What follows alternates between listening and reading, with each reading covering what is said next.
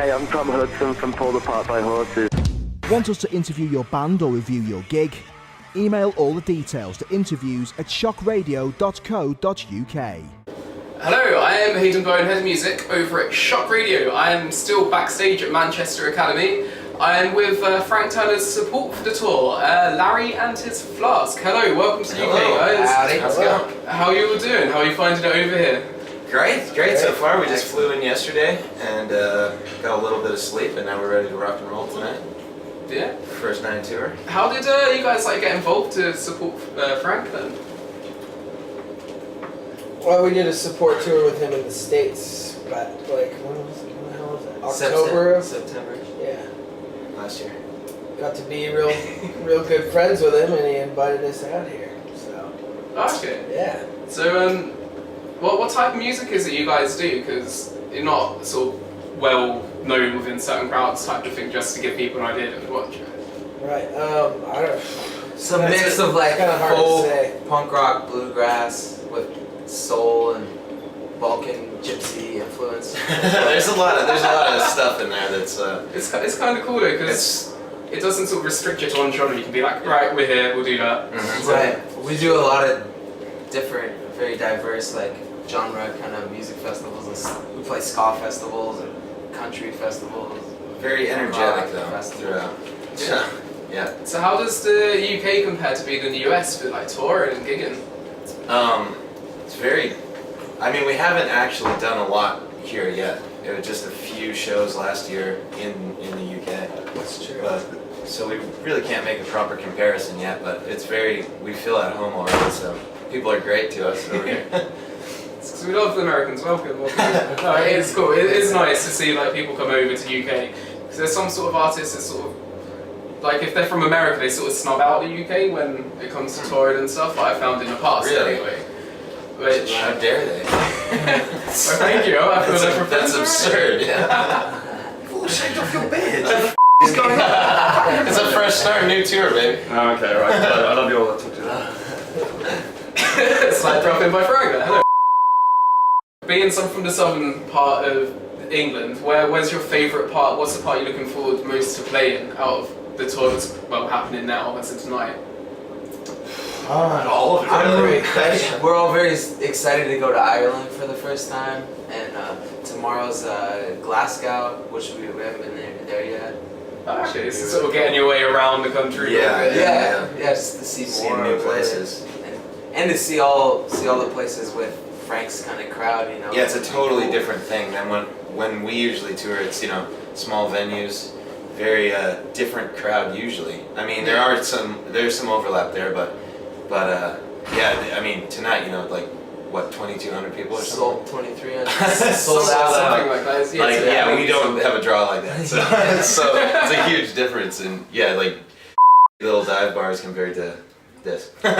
But I know for a fact, just from going to Frank shows in the past, that the crowd is very, very welcoming to anyone who Frank's they're good enough to support that type of thing. If they're generally endorsement very nice crowd. Yeah. So it should be quite fun for you guys tonight. Yeah, we had excellent reception and reaction when we played with Frank in the US, so we're excited to do it in.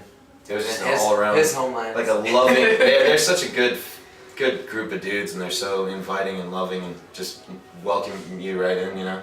Whereas some people kind of, shut the door to the green room, don't come out. Really? Some people do. Some do. We usually don't tour with those types, but it really feels like a bit of a community sort of merge between everyone here. It's really, really nice. This is the first time I've probably been backstage anywhere. I'm used to being out in the crowd basically, but it seems really nice backstage because everyone sort of intermingles and gets on. It's like a community. Those are the best tours you could possibly be on, is when the bands are they're so they just come right in the green room and they introduce themselves and they say, hey, come over and hang out in our green room if you want to, or whatever, It's really, that's what they did on the first day, and it's been like that ever since we started touring with them, playing with them. Oh, okay. So coming back to music, so we haven't really said too much about music. So what's the main sort of themes that you guys sing about? What's your main inspiration when it comes to music writing? Well, I was in, actually, this is a funny thing. I don't know if I should bring this up. God damn. We were in Detroit once. Our lead singer Ian, who's not with us right now, but I mean he's downstairs. I was gonna say, he's that's with us. He's not with us anymore. No, we were backstage and this girl was interviewing us, and she was young, like from high school, and she was like, "Have you noticed that almost every one of your songs on your albums sing about death?"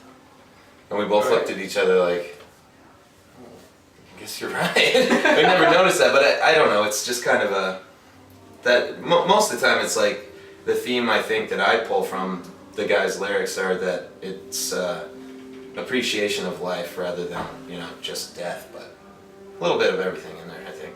I guess, I don't know, maybe it comes from like different interpretations of what songs mean. People can pick up different messages and stuff. I mean, I didn't realize that we sang about that so much, but mostly it's just, the vibe is fun, but I don't know, it kind of dark stuff sometimes. It can be, sometimes dark stuff can be fun to like sort of have songs about, but yeah. Well, death is something It's that part of life. every human can relate to, It's one of those inevitable things. This is not for a dark turn, this interview. That's like, I love when interviews just go that little weird route round. You're like, wait, how did we get here? that'll happen. Best, but hey. So, what have you guys been up to in Manchester, then, apart from obviously being around in the venue and stuff, or is this all you've had time for? That's all we got. We just pulled in. We drove Threw our over stuff in. from London and That's a long drive. I hate doing that drive. yeah. We're from the short. start. For us in the 10 States, hours that's is- like Yeah. I mean, awesome we drive. flew 13 hours just to get to London, and then We drove 3 hours from home to airport in Portland, Oregon. We flew to San Francisco, and then straight over here to London, rather, and then that was our day. I yesterday. can't see how you'd think that's not a long drive. Right. Okay, I'll give you an example. If you for drive context. from Portland, Oregon to, say, San Diego, then that's a long drive. 16 hours. Oh. I'll give you an example for it. Like half of my family, they live in Mauritius, a tiny little island, smaller than size of Greater London, to give you a scale. Okay. To drive to the capital, it takes half hour. They call that a long journey. I was like, what? That's not a long journey. It's just like a hop down the road. Are you kidding me? Yeah. So when I hear that, and then when I hear like, 6 hours, 5 hours, that isn't long. So it is to me. Yeah. I guess it's just all I'm used to sitting in my little box car going along like I just want to get home. Right. Yeah. But hey, it's been great chatting with you guys, by the way, because I know you're quite stricken for time. Wait, what time do we say your check is? We should probably get down there and set up. Yeah, Yeah. change strings and whatnot. I'm almost set up, but not quite.